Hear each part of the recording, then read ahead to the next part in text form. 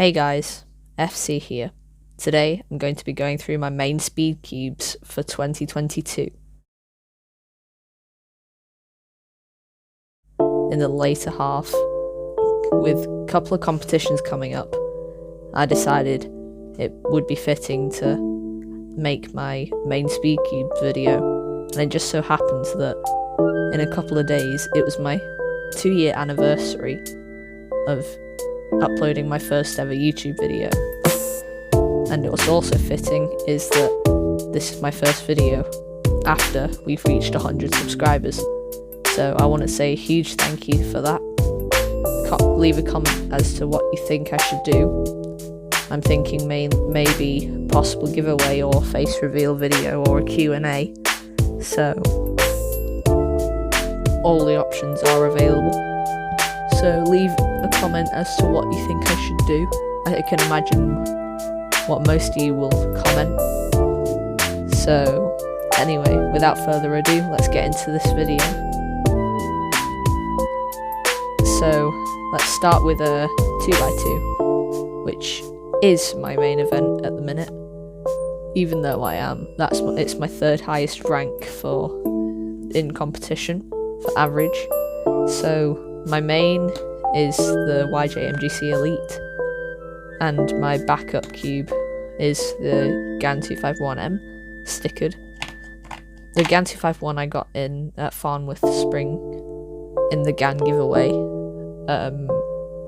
so that was just a free bonus, which then I used to get my first sub 3 average in competition.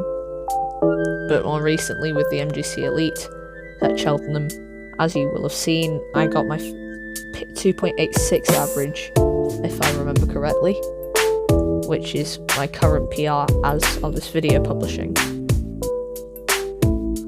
My goals for going into August is hopefully to break my PR a couple more times, if possible, get a podium or two at the next 2 competitions.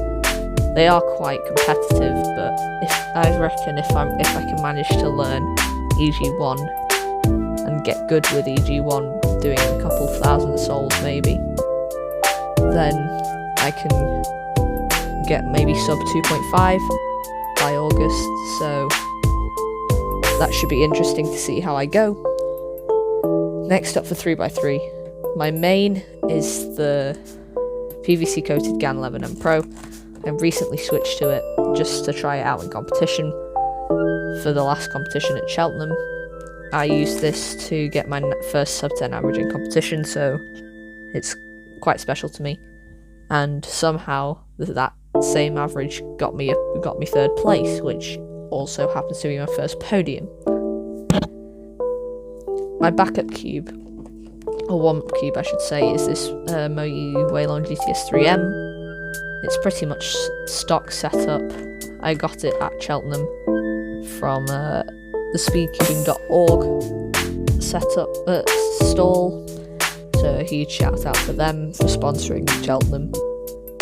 Hopefully I can use the GAN 11M Pro to break a couple more PRs, maybe even sub 9. But I doubt that will happen at the next competition, seeing as my global average at home still is about 10.3, 10.2.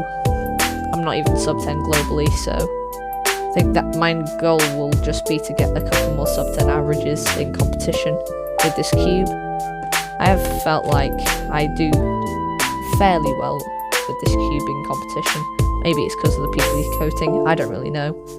But anyway, moving on to 4x4. We have the YJMGC. This is basically what I recommend for everyone.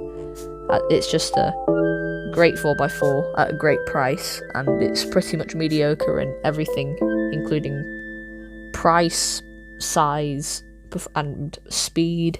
The speed out of the box is quite fast, which I do like, because it's easier to slow down if you feel like that. And also slice moves are really good. But as of this video making, I haven't really practiced 4x4 much, so my cube starts to get a little bit slow, which is just what happens when you leave the lube sat around for a while. and the cube just starts to get a bit slow. Maybe I'll do a bit more practice as we go into August, but mainly I'm focusing on the other events at the minute. So for 5x5, currently I use the Weilong 5M. This is probably it's probably tied for the best 5x5 with the MGC, which I also have here. I do like both cubes, but I just prefer the Weilong because it just has less lube on the outside at the minute, which means it's less slippy and I can actually solve better on it in the minute. Hopefully I can get a couple more sub 2 averages and I'm just aiming to make cut-off, to be honest. Nothing really too much. I haven't really practiced 5x5 either, because I'm mainly focusing on Megaminx square 1 and 2x2. But we'll see how 5x5 goes. Hopefully my look ahead improvement from practicing Megaminx a ton will help me on 5x5 as well. 6x6 and 7x7 are two events I don't really do much, but for both of them I use the YJMGC just because they're my only 6x6 and 7x7. I only got them because I just wanted a 6x6 7x7 that I wouldn't really have to replace and because I'm not that serious into 6x6 and 7x7 just at the minute. I could get better at that, but none of my competitions actually have 6x6 or 7x7, I'm fairly sure. So unless I actually find a competition which has 6x6 and 7x7, I won't really be practicing 6x6 these events. And if a competition does come around which includes those events, I'll just start practicing. Hopefully practice enough so I can make cut-off, but we won't talk too much about that because I'm not too concerned. One-handed solving, I use the GTS3 just because of its effortless turning. The ridges do make it slightly larger, and I might use the WRM 2021, but honestly I don't really care about OH too much anyway, so OH doesn't really matter to me. Next up is my side events. I have two square ones here. This is the Yushin Little Magic. I sort of tried to magnetize it myself, but it kind of failed. The slices, the UND layers are quite slow. That's just the nature of this puzzle. And it has the core stripping mod, which is all it is just putting a small piece of paper inside the core to increase the friction. And my main is this MGC square 1, which it's set up very nicely in my opinion, and hopefully I can use it to get some like 15 and 16 second averages. I don't think I'm good enough yet to podium because all the good square oneers in the UK all go to basically literally every single competition. Shout out Charlie and Ryan. But anyway, maybe if I learnt CSP I might actually be good, but that's for a later date. On to my second favourite side event, we have Megaminx. This is the event I've been practicing most to try and get cut off for at the next competitions, because before I started grinding Megaminx I averaged well over 2 minutes, which is just unacceptable considering I wouldn't even make cut-off, because cut-off is like 145, so I've now gotten my average to about 140, so if I, with enough practice I'll keep under that average, maybe even drop it to 130. Might learn Fallout Glass Layer at some point, but still use basic method. For Pyraminx, this is the X-Man Bell V2. I don't really have another good Pyraminx anyway, so the layers are quite smooth tips. I'm not good at Pyraminx anyway, so I couldn't tell you if this is actually could be used to break world records or anything, but I like it for my solving. So that's all for Pyraminx. For clock, this is the Chi clock. Haven't really done anything to it. It's pretty much as it was out of the box.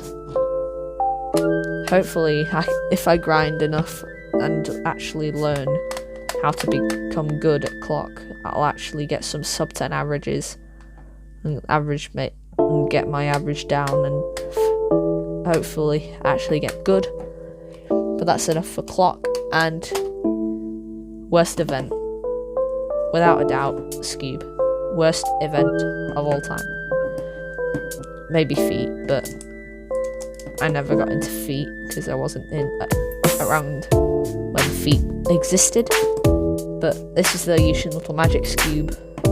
I don't have another Skewb, so this is all you'll get, because I'm just bad at Skewb and can't be bothered to improve just yet. Maybe I'll get like a Wingy or an Aoyan or something, but I'm not that desperate to get good at Skewb.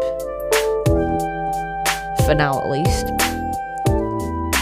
Anyway, that was all my mains Speedcubes. I want to say a huge thank you to all of you guys' support for 100 subscribers. As I say, leave a comment as to what I should do to celebrate, and I think I know what you're going to say. But anyway, I'd like to hear your ideas in the comments. I'll see you guys later. Peace.